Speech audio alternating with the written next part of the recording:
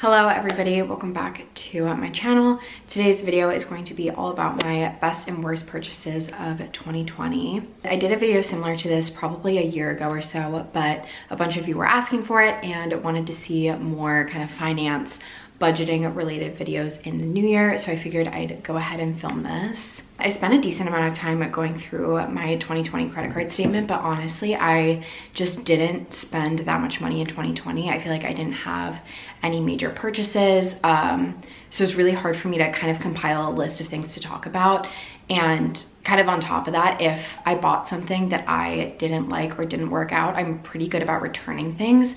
So I really struggled to find things for both the best and worst purchases category. So if you're looking for like a really crazy list of items, this probably isn't the best video for you, but regardless, I hope you guys enjoy. Quickly, if any of you guys are new here, my name is Amy Rauch. I am 23 years old and I am a full-time graphic designer here in Washington, DC. I also make videos about my everyday life, from business professional outfit inspo, coffee runs at Trader Joe's hauls, and pretty much everything in between. So if you guys want to stick around, the subscribe button's right down there. I would really appreciate it. Jumping right in, this isn't in any particular order, but the first best expense of 2020 for me was any money that I spent out with friends from January to mid-March of last year. I don't have a certain dollar amount that I spent on, you know, food, drinks, activities, stuff like that out, but I am so grateful that we had those nights, just because with coronavirus and just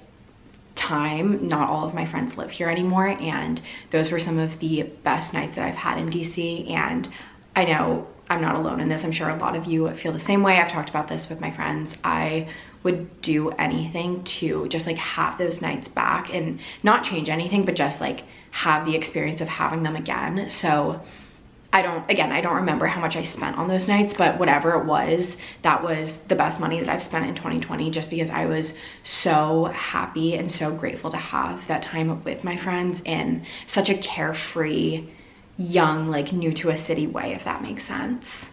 My second best purchase of 2020 was my desk, which I don't know how I didn't have one in my old bedroom before the pandemic hit. I guess I just edited videos in bed or in the kitchen or something like that, but I really quickly realized that working from home was really difficult in my old apartment, just because there were 3 of us living there and there's only so many places you can work besides your bedroom. So I ended up purchasing a more expensive desk, probably mid-April or so. I have it documented on my channel, I just don't remember the exact date. And the desk that I ended up purchasing was, I want to say $350 when I bought it at the time. I really went back and forth on if I wanted to invest in a really nice desk or just kind of get something cheap to get me through the pandemic, especially in March, April. We kind of still thought this would be like a 1-2 month scenario, and I ended up investing in a really nice acrylic. It's actually a console table, but I use it as a desk. I know that acrylic furniture is super trendy right now, but I do think it is a little bit more timeless of a design, if that makes sense, just because even when I don't use it as a desk anymore, I can totally see myself bringing it to my first house and having it in the entryway, kind of more so as that console table. So I am really glad that I invested in it. I think it was like $350 when I purchased it. I got it from Kohl's, but I don't think they sell it anymore. You guys are always asking me where it's from, and I found a couple of decent dupes that I'll have linked down below if any of you are interested.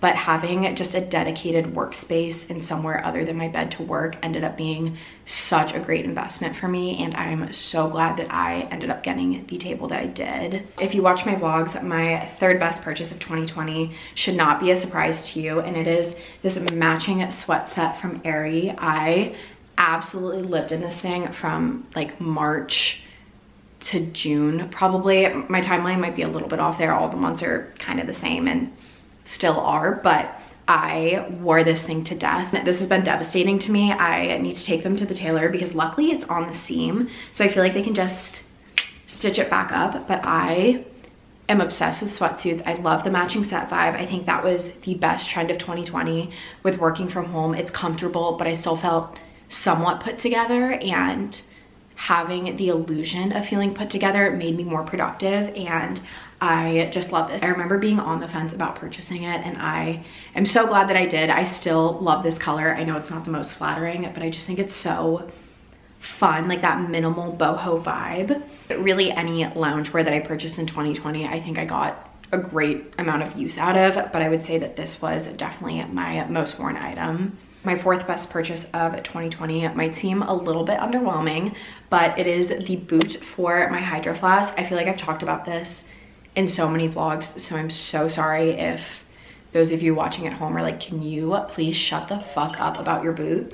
But my friend Sam was the one who really like inspired me to get this. It's only $10 on Amazon. You can find them in a bunch of colors, sizes, for whatever like size your water bottle is, and I'm sure they have them for other brands as well. But I was just on the fence because it seems like an unnecessary purchase, and $10 is almost an annoying amount of money to spend because it's so minimal that it's like, why even bother?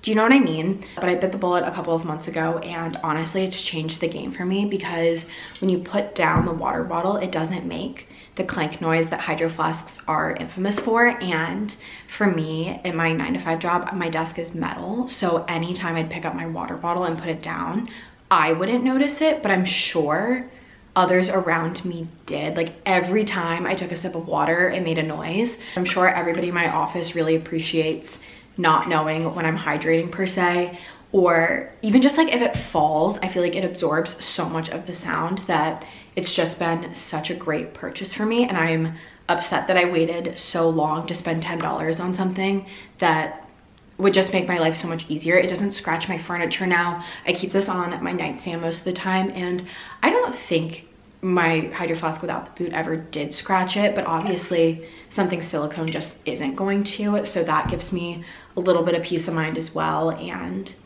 just a really great investment. So if you guys are looking to spend $10 just to like feel something, but also want something that's gonna make your quality of life just a little bit better, I mean, look no further. And then my fifth best purchase of 2020 was the camera that I am currently filming on. I have the G7X Mark II. I feel like that's just a very typical YouTube camera, and I had known that I needed to upgrade my camera quality for quite some time now, but was always super intimidated by the like $600 price tag of the camera. But I was lucky enough to have a really good like first quarter of the year with YouTube, and decided to reinvest a lot of that back in my channel, and this was one of the purchases I made, and it's just made everything so much easier. It's so compact, it has pretty good quality. I feel like the audio is a lot better than my old camera or my iPhone when I'd use that to vlog. And it's crazy because I got this camera to solely vlog with and have ended up using this way more than my DSLR camera. So if any of you are looking for a good starter camera, I can't recommend the G7X enough. Moving on to my worst purchases of 2020, I really struggled to find these because I am pretty good with my money in terms of spending. Like I normally think through purchases before I make them. I'm not a super big impulse buyer, and I'm also really good about returning things. I know I have friends that like will order a bunch of stuff and be like, oh, I'll return what doesn't fit, and then never do and miss the return period. I feel like I'm pretty good about that. So I really struggled to find purchases that just weren't great uses of my money because I really wasn't going anywhere. I wasn't like in stores to make an impulse purchase, if that makes sense. But I would say the thing that I spent the most amount of money on that I could have easily cut back was any sort of like Uber Eats, Postmates, GoPuff, DoorDash, Grubhub, the whole 9 yards of food delivery. I definitely took way more advantage of this year than any other year in the past. Similar to the money I spent out with friends, I don't have an exact price point of what this looked like in 2020 for me, but I know that it was very, very high and could have easily been cut back if I just grocery shopped or planned my meals a little bit better. I will say I do think it's really important to support local businesses and restaurants if you can. So I am just going to justify all of this as me supporting local businesses in DC, whether that's true or not. My second worst purchase of 2020 was an Apple Pencil. I have an iPad for work that I share with my boss, and just really thought I'd get into the whole Procreate, like Photoshop work on the iPad. So I purchased the pencil, was super excited about it for like a week, and just couldn't get into it. This is something I probably should have returned, but in my head, I just like to think that I'm gonna use the iPad, even if it's not for design, like writing out my to-do list or just having it as like a stylus. I think in my head I'm gonna use it, but I really never do. So that was definitely a purchase that could have been avoided. Luckily, Apple Pencils really aren't that expensive. I think it was like 120 bucks or something like that. And I do think I will use it. I just need to kind of force myself to learn Procreate a little bit better and Photoshop on the iPad. I'm super familiar with it on the computer, but just like how that translates to the iPad, I'm not super up to speed with yet. So maybe I'll take like a Skillshare class or something like that to encourage me to use it more.